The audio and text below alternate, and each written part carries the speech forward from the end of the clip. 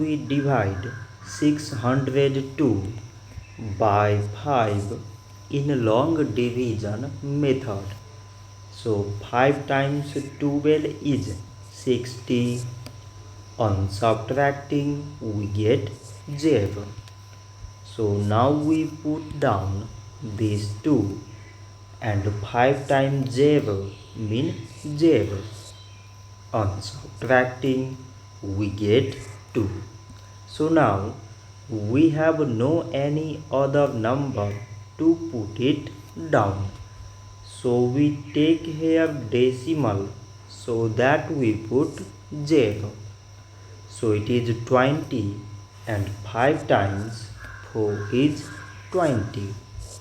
On subtracting we get 0. So 602 divided by 5 is 120 decimal 4. So this much for today and thanks for watching.